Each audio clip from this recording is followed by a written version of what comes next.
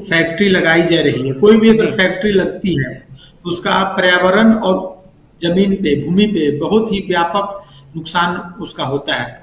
तो इस संदर्भ में अगर देखें, यहाँ की जो एथेनॉल फैक्ट्री लगाई जा रही है जी राड़ी खेड़ा गांव में, जो हनुमानगढ़ से कम 22 किलोमीटर दूर है।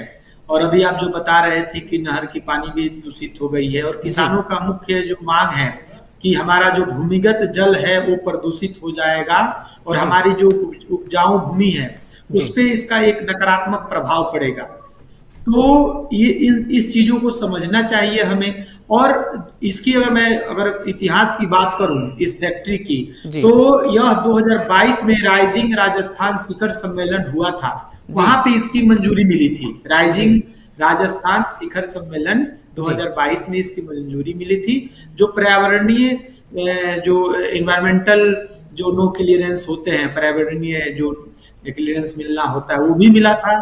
तो लैंड कोड का क्या रूपांतरण जो होता है, जैसे भूमि परिवर्तन जिसको कहा जाता है कि जमीन को एग्रीकल्चर से इंडस्ट्रियल लैंड में कन्वर्ट करने की जो प्रोसेस थी वो भी मिला था। जी लेकिन ये सब चीजें देखिए, जो जब फैक्ट्री लगती है तो हमें उस फैक्ट्री जिस क्षेत्र में लगाते हैं उस क्षेत्र के परिवेश, परिस्थितियों और वहाँ के समाज और वहाँ के लोगों के हिसाब से ही हमें लगाना चाहिए। अगर जहाँ पे लगाई जा रही है फैक्ट्री, वहाँ जी पे किसान एग्रीकल्चर बेस्ड ज्यादा अगर हैं, तो किसानों की आजीविका पे इसका बहुत ही व्यापक प्रभाव पड़ेगा।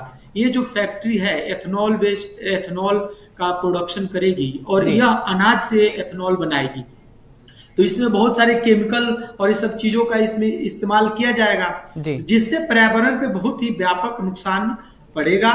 और किसानों की जो मांग है और एडमिनिस्ट्रेशन के खिलाफ जो प्रदर्शन कर रहे हैं, तो जी उसको दोनों के बीच में संतुलन बनाकर अगर अगर पर्यावरण पे जो व्यापक नुकसान है उसको कैसे कम किया जाए, और जी क्या इसको वहां पे इसके होने से जो भूमिगत जल का जो इशू किसान बता रहे हैं कि सबसे ज्यादा प्रदूषित हो जाएगा, तो उस पर अगर हम उसका अगर निवारण अगर संभव हो तो तभी ये उचित होगा। नहीं तो फैक्ट्रियों का तो बहुत ही दुष्परिणाम होता है, और इस तरीके के जो फैक्ट्रियां हैं जी तो इसका तो बहुत व्यापक दुष्परिणाम होगा।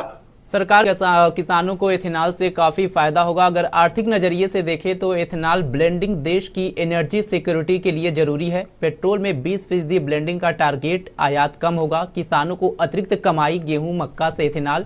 ये विरोध विकास पर रोक तो नहीं है, क्योंकि परिवहन मंत्री की तरफ से भी कहा गया है कि अगर इसको हम जारी रखते हैं तो जो ट्रांसपोर्टेशन का जो चीज़ें होती हैं वो काफ़ी हद तक कम आएगी, किसानों को फायदा होगा। तो जो विरोध